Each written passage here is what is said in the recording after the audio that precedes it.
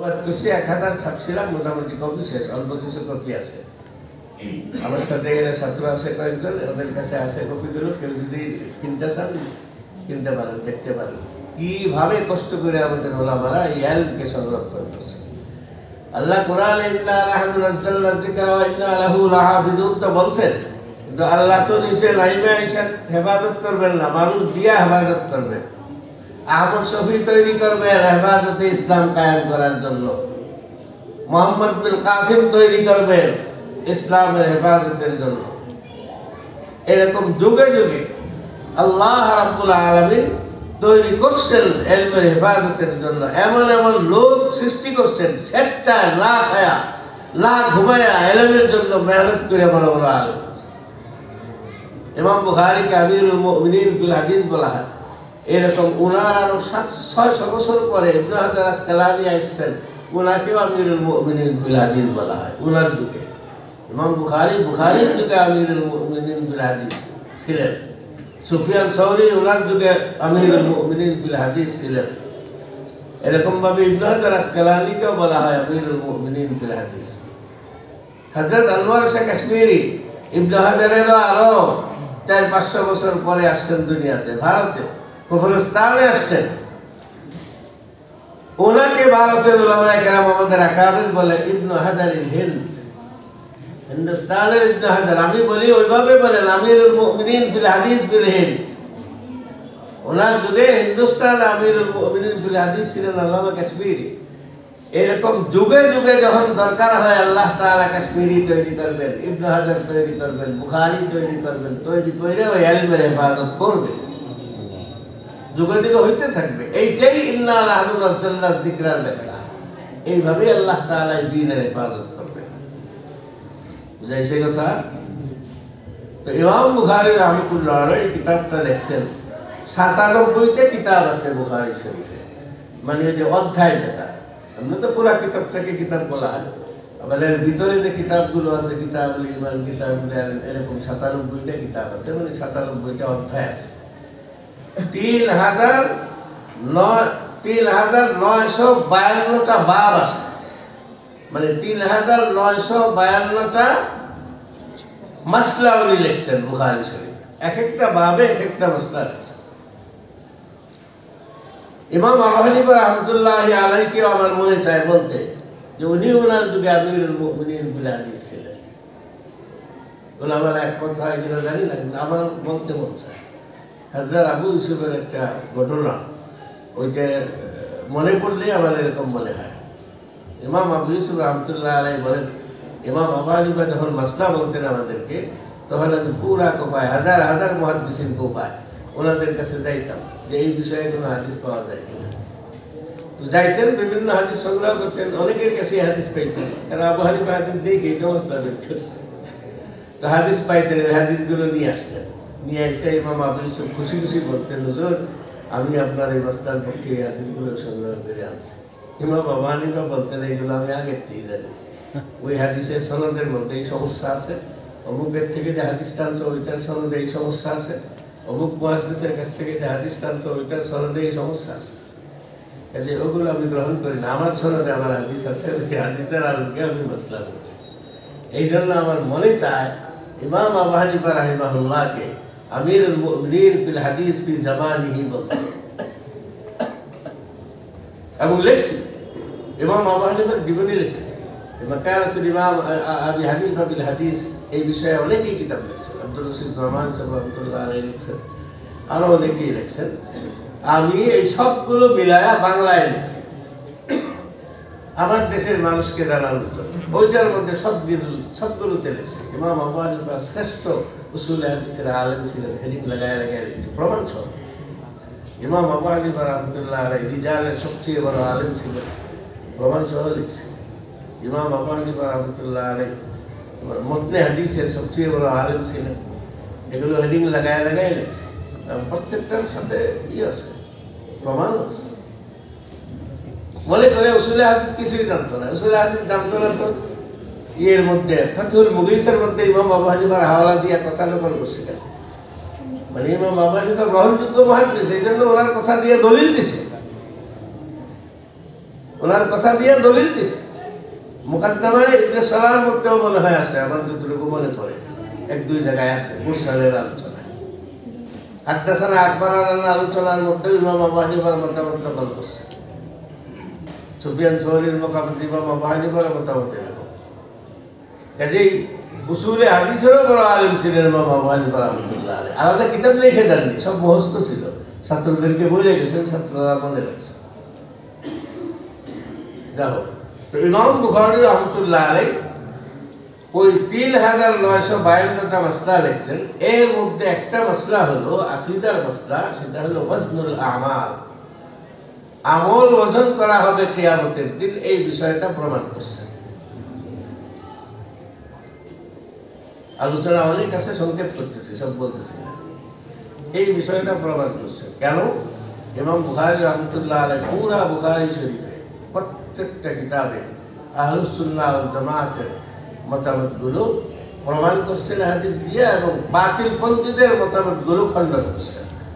কিতাবুল ঈমানের শুরুতে মুরজিয়া, জাহমিয়া, কাররামিয়া, মুতাজিলা, খাওয়ারিজ এদের মতামতগুলো খণ্ডন করছেন প্রায় প্রত্যেকটা ভাবে। কোথাও মুরজিয়ার খণ্ডন করছেন, কোথাও খাওয়ারিজদের খণ্ডন করছেন, কোথাও কাররামিয়াদের খণ্ডন করছেন, কোথাও জাহমিয়াদের খণ্ডন করছেন। শেষ কিতাবে এসে কিতাবুত তাওহীদ, ওইটার হেডিং হলো, শিরোনাম হলো কিতাবুত তাওহীদ। এই কিতাবেও ঈমানের নিয়ে আলোচনা করছেন। ঈমান দিয়ে শুরু করছেন কিতাব, ঈমানের আলোচনা দিয়ে শেষ করছেন। কেন? আমাদের দ্বীনের মূল কথা দুইটা জিনিস, আল ঈমান ওয়াল আমালুস সালেহ। একটা হলো ঈমান, দুই নম্বর আমলে সালেহ। আর এই দুইটার মধ্যে গুরুত্বপূর্ণ হলো ঈমান। ঈমান ছাড়া কোনো আমলে সালেহ গ্রহণযোগ্য হয় না। কোরআনে এটার উল্লেখ আছে, ওমান ইয়ামাল মিনাস সালিহাতি ওয়া হুয়া মুমিন। এরকম বেশ কয়েকটা আয়াতের মধ্যে আছে, মুমিন হইয়া যদি আমলে সালেহ করে তাইলে ফালানুহইয়ান্নাহু হায়াতান তাইয়্যিবা, তাকে দুনিয়াতে আমি হায়াতে তাইয়্যিবা দান করব। ঈমান ছাড়া আমলে সালেহ করলে সেটা গ্রহণযোগ্য হয় না। সেটার জাযা আল্লাহ দুনিয়াতেই দেয়া যায়, আখিরাতে সে কিচ্ছু পাবে না। এই জন্য ঈমানের আলোচনা দিয়ে শুরু করছেন আর শেষও করছেন ঈমানের আলোচনা দিয়া। আর কিতাবুল ঈমানের আগের যে আলোচনাটা ফাতুল ওয়াহি যেটা করছো, এইটা ছিল ভূমিকা, বলছি পড়ানোর সময়, ওইটা ভূমিকা স্বরূপ আনছেন ইমাম বুখারী মুহাদ্দিস। কাজে ভূমিকাটাও হাদিস দিয়া লেখছেন, নিজের কথা ব্যবহার করেন নাই, নিজের থেকে কোনো কথা লেখেন নাই, শুধু তরজমাতুল বাবটা লেখছেন। তো ওখানে কিতাবুল ঈমানের শুরুতে ঈমানের হাকিকত কি এইটার তাহকিক করছেন, এবং হাদিস দিয়া প্রসাহুম বিমা কানু বিআয়াতিনা ইয়াযলিমুন। যার নেকের পাল্লা ভারী হবে সে জান্নাতি হবে, মুফলিহ হবে, সফলকাম হবে। যার গুনাহের পাল্লা ভারী হবে সে জাহান্নামী হবে, ক্ষতিগ্রস্ত হবে। এইটা হবে সর্বশেষ আমল। এই ওয়াজনুল আমালের পরেই ফারিকুন ফিল জান্নাতি ওয়া ফারিকুন ফিস সাঈর, একদল জান্নাতে চলে যাবে আর একদল জাহান্নামে চলে যাবে। এই সর্বশেষ যে আমলটা, এই আমলটা নিয়ে ইমাম বুখারীর কিতাবের সর্বশেষ বাবের মধ্যে আলোচনা করছে যে ওয়াজনুল আমালকে বিশ্বাস করতে হবে। ওয়াজনুল আমালের আয়াতগুলো সরাসরি অস্বীকার করলে কাফের হয়ে যাবে, আর যদি অপব্যাখ্যা করে তো গোমরাহ হবে। তো মুসলমান যারা, এদের মধ্যে কেউ কোনো গ্রুপ সরাসরি আয়াতটা অস্বীকার করে না, কারণ দুই জায়গায় আল্লাহ আয়াত বলছে ওয়াল ওয়াজনু ইয়াউমাইযিনিল হক, সূরা আরাফে বলছে যে আখিরাতে যে ওজন হবে আমলের, এটা সত্য, এটাকে বিশ্বাস করতে হবে। আবার সূরা আম্বিয়ার মধ্যে বলছেন ওয়ানাযাউল মাওয়াজিনাল কিসতা লিয়াউমিল কিয়ামাতি ফালা তুযলামু নাফসুন শাইআ ওয়া ইন কানা মিসকালা হাববাতিন মিন খারদালিন আতাইনা বিহা ওয়া কাফা বিনা হাসিবিন। আল্লাহ রাব্বুল আলামিন ওয়াজনুল আমাল সম্পর্কে দুই জায়গায় স্পষ্ট বলছে। এই আয়াতটা দিয়ে ইমাম বুখারী তরজমাতুল বাব কায়েম করছেন যে আমি কি করব, মিজান স্থাপন করব, পাল্লা স্থাপন করব। কেন? ইনসাফ করার জন্য, অথবা ইনসাফ ওয়ালা পাল্লা স্থাপন করব। সেই পাল্লা দিয়ে মেপে নির্ধারণ করা হবে কে জাহান্নামী হবে কে জান্নাতি হবে। বিন্দু পরিমাণ কাউকে জুলুম করা হবে না। সামান্য পরিমাণ এক সরিষার দানা পরিমাণও যদি কারণে কামল থাকে সেটাও আইনে ওই নেকির পাল্লায় রাখা হবে, ওইটা বাদ দেওয়া হবে না অল্প দেখে। আর সামান্য পরিমাণ গুনাহও যদি কারণ থাকে সেইটাও ওই গুনাহের পাল্লায় এনে রাখা হবে। আল্লাহ রাব্বুল আলামিন বলেন, হিসাবের জন্য আমি নিজেই যথেষ্ট, আর কোনো সহযোগীর দরকার হবে না। ওয়াকাফা বিনা হাসিবিন।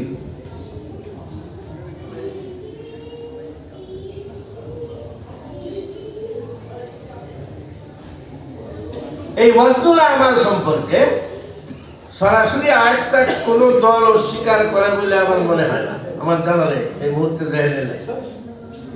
কিন্তু একটা গুমরাহ দল আছে মুতাজিলা, এরা এই আয়াতটার অপব্যাখ্যা করে মিজানকে অস্বীকার করে। ওরা বলে যে পাল্লা টাল্লা বলতে কিছু হবে না আখিরাতে, এইখানে যে আল্লাহ বলছেন পাল্লা স্থাপন করবেন এর অর্থ হলো ইনসাফ করবে। এই ওয়াজনুল আমালের দ্বারা ইনসাফ মোরা, আল্লাহ ইনসাফ করবেন, কাউকে জুলুম করবেন না, এইটা বুঝাইছে। পাল্লা টাল্লা কিচ্ছু হবে না। কেন? এরা ছিল যুক্তিবাদী, সাংঘাতিক যুক্তিবাদী। কথা এটা তো ধরা ছোঁয়া যায় না, যেটা পাল্লায় রাখবে কেমনে। আমল আপনি নামাজ পড়ছেন, নামাজটা আলাদা ছোঁয়া যায়, তোমার ধরা যায় যে রাখি এটা পাল্লার মধ্যে, এরকম তো কিচ্ছু না। এইগুলো আবার পরিমাপ করবে কি করে? এটা অসম্ভব। এই জন্য ওই মিজান টিজান পাল্লা টাল্লা কিচ্ছু হবে না। আল্লাহ আসলে এখানে ইনসাফ করার কথা বলছে। তো এই অপব্যাখ্যা করার কারণে আহলুস সুন্নাহ ওয়াল জামাআহ সবাই একমত যে মুতাজিলা গুমরাহ, এই যুক্তিবাদী দল গুমরাহ, তবে কাফের না। আমাদের উলামারা কাফেররা কেউ কাফের বলে না মুতাজিলাকে, কিন্তু গুমরাহ বলে। এরা গুমরাহ কথা। কোরআনে হাদিসে যেগুলো যেভাবে উল্লেখ আছে ঠিক ওইভাবে বিশ্বাস করতে হবে, ওখানে অপব্যাখ্যা করা যাবে না। একটা রিওয়ায়াতের মধ্যে আছে যে পাল্লাটা এত বড় হবে যে সারা দুনিয়া এবং আকাশ জমিন সব জিনিস, পাহাড় পর্বত সহ সবকিছু যদি এক পাল্লায় রাখা হয় তবু এই পাল্লাটার মধ্যে আরো জায়গা থাকবে। এত বড় পাল্লা। সুতরাং উলামায়ে কেরাম বলেন, রাসূল এইভাবে বলছেন, পাল্লার বিবরণ দিচ্ছেন। সুতরাং পাল্লাকে অস্বীকার করলে, অপব্যাখ্যা করলে, যদিও উদ্দেশ্য ইনসাফ, এখানে পাল্লার দ্বারা সরাসরি ইনসাফ উদ্দেশ্য এই কথা বললে গুমরাহ, মিজানকে অস্বীকার, এই জন্য এরা গুমরাহ। ইমাম বুখারী রাহমাতুল্লাহ আলাইহি ওই শেষ বাবটার মধ্যে মুতাজিলাদের খণ্ডন করার জন্য এই বাবটা কায়েম করছেন। এটা হলো এই বাবের মাকসাদ। ইমাম বুখারী রাহমাতুল্লাহ আলাইহি প্রত্যেকটা বাবে মাকসাদ আছে। বুখারী পড়াই মানে ওই আবওয়াবগুলো বুঝে পড়া, এইটাই বুখারী পড়ার অর্থ। হাদিসগুলো তো আবু দাউদে আছে, তিরমিজির মধ্যে অনেকগুলো আছে, নাসাইর মধ্যে অনেকগুলো আছে, অত্যন্ত সব জায়গায় আছে। বুখারী পড়া মানে এই তারাজিমে আবওয়াবগুলো ভালো করে বুঝে শুনে এবং হাদিস দ্বারা কেমনে ইমাম বুখারী প্রমাণ করছেন এইটা বোঝার নামই হলো বুখারী। তো এখানে ইমাম বুখারীর মাকসাদ হলো মুতাজিলাদের কি করা? খণ্ডন করা। যারা বলে যে পাল্লা টাল্লা কিছু না, শুধু ইনসাফ করবেন, আল্লাহ এটা বুঝাইছে, এটা খণ্ডন করতে যায় ইমাম বুখারী রাহমাতুল্লাহ আলাইহি একটু এই আয়াত আনছেন আর ওই পরের হাদিসটা আনছেন। এই দুইটা হাদিস দিয়ে প্রমাণ করছেন যে মিজান হবে, পাল্লাই হবে সরাসরি, ওইটাকে অস্বীকার করলে গুমরাহ হয়ে যাবে। এখন আয়াতটা বুঝার ব্যাপারে কিছু বিষয় আছে। জমার শিখা ব্যবহার করছেন, আল্লাহ বলতেছেন আমরা রাখি। আমরা মানে কি? খোদা 10-12 জন সবাই মিলে রাখে, হ্যাঁ? তাইলে জমার শিখা ব্যবহার করছেন কেন? জমার শিখা ব্যবহার করছেন আরবিতে রেওয়াজ আছে, শুধু আরবি না, ইংলিশেও আছে, বাংলায়ও আছে। আমরা খেয়াল করি না, এই জন্য আমাদের জেহেনে আসে না। সব ভাষায় আছে। কোনো একটা জিনিসের, কোনো একটা ব্যক্তির সম্মান বোঝানোর জন্য ওয়াহেদের জায়গায় জমার শিখা ব্যবহার করে। কোরআনে এটা প্রচুর হয়েছে। ইন্না আনজালনাহু ফি লাইলাতিল কদর, এখানেও জমার শিখা ব্যবহার করছে। ওয়ালা দুআউল মধ্যে জমার শিখা ব্যবহার করছে। কাযযাবাত কওমু নূহিল মুরসালিন, কওমে নূহ রাসূলদেরকে মিথ্যাবাদী সাব্যস্ত করছে। এখন মানুষে কয় কওমে নূহের রাসূল তো একজন ছিলেন, হযরত নূহ শুধু, এখানে জমার শিখা ব্যবহার করছে কেন? সব রাসূলকে কেমনে মিথ্যাবাদী সাব্যস্ত করলো? রাসূল তো একজন ছিলেন, জাকির নায়েক কয় সবকিছুতেই ভুল হয়, কোরআনেও ভুল হইতে পারে, দু একটা এরকম হয়তো হয়েছে। জোরে করবে, আসতে করবে।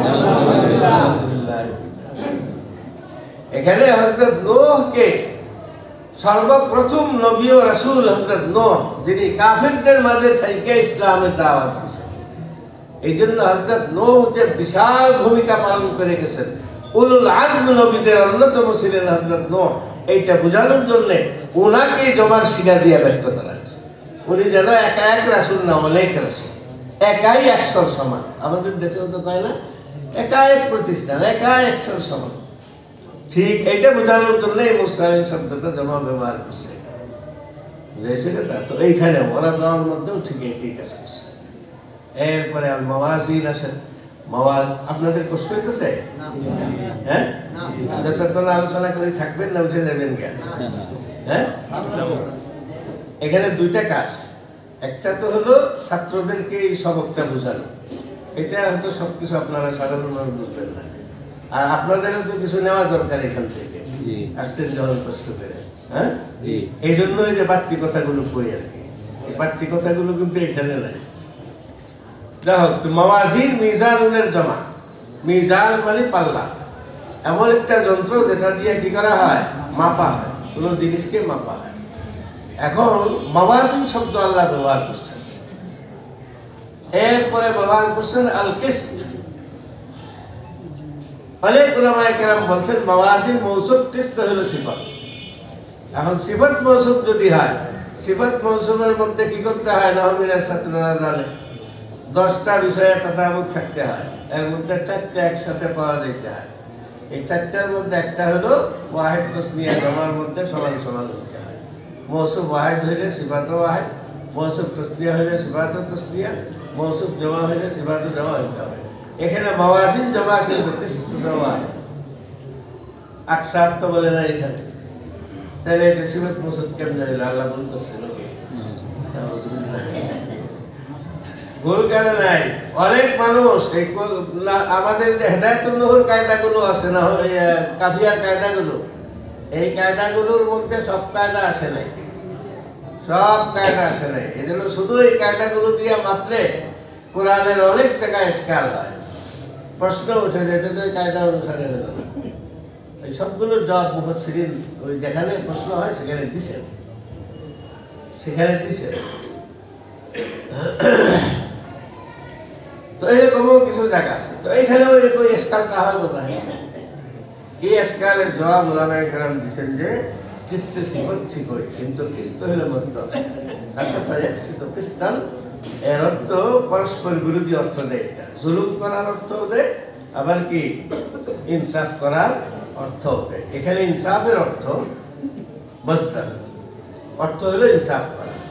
এই মসদার লা ইউসান্না ওয়া লা ইজমা, মাসদারের কখনো তাসনিয়া জমা হয় না। সুতরাং মাসদার যদি সিফাত হয় তাইলে এটা জমারও সিফাত হইতে পারে, তাসনিয়ারও সিফাত হইতে পারে, ওয়াহিদেরও সিফাত হইতে পারে। সেই হিসাবে মাওয়াজিন ও কিস্তুন, মিজানাল কিস্তুন, মিজানুল কিস্তুন সবভাবে বলে যায়।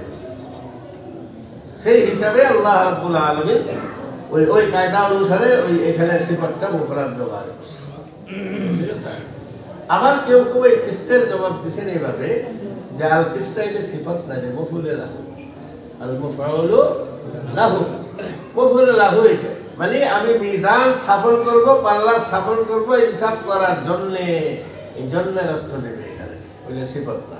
বুঝেছে কথা? কিস্তের অর্থটা আসলে মূল অর্থ হলো অংশ। এই অংশ দিতে যায় মানুষ অনেক সময় জুলুমও করে, অনেক সময় ইনসাফও করে।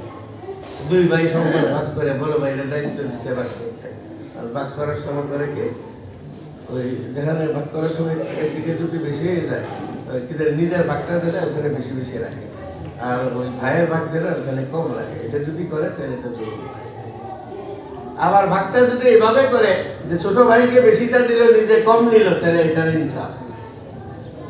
এইভাবে কিস্তুন শব্দটার অর্থ ইনসাফ করা হয় কোনো সময়, আবার কি হয় জুলুম করা হয়। বানরের তকসিমের ঘটনা জানেন না? দুই বানরের ঝগড়া লাগে, এক রুটি নিয়ে আরেক বানরের কাছে গেছে, ভাগ করে দিত সঠিকভাবে, ঠিক ঠিক।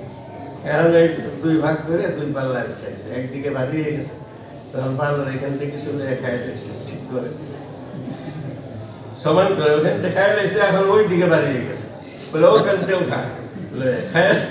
এরকম করতে করতে রুটি শেষ। এই জন্য ভাই ঝগড়া করতে নেই, কবিরা গুনাহ ঝগড়া করা, কি কবিরা গুনাহ। ঝগড়ার কারণে উম্মত লাইলাতুল কদরের নিশ্চয়তা থেকে বঞ্চিত। রাসূলকে আল্লাহ জানাই দিয়েছিলেন লাইলাতুল কদর কোন রাত্রিটা হবে, কিন্তু মসজিদে গেছেন সাহাবীদেরকে বলতে যায়, দেখেন দুই সাহাবী ঝগড়া করতেছে, এই ফাঁকে রাসূল ভুলে গেছেন যে রাত্রিটা কোনটা ছিল। মারাত্মক খারাপ। ঝগড়া করলে নিজের দরকার হয় কম নিয়ে আরেকজনকে বেশি দিয়া মিলমিলাপ করে ফেলা, মিটমাট করে ফেলা, আরেকজনের কাছে যায় না, আবার ওই মিটমাট করাইছে। কারণ ওই লোকগুলো আজকাল ভালো না, কারণ মরাল রায় কাজই করে, দুজনকে লাগাই দিয়ে এর থেকেও টাকা খায়, ওর থেকেও টাকা খায়, দুটো দিক থেকে টাকা খায়, আর মাত করে ফেলে, আল্লাহ মাত করে ফেলেছে। এই জন্য ঝগড়া করতে নেই, মিলে যান, দরকার হয় আপনার একটু কম। আর ঝগড়া করতে করতে যদি মামলার দেন, পরে যে আরো কত লাখ লাখ টাকা দেবো, এর কোনো সীমা নেই।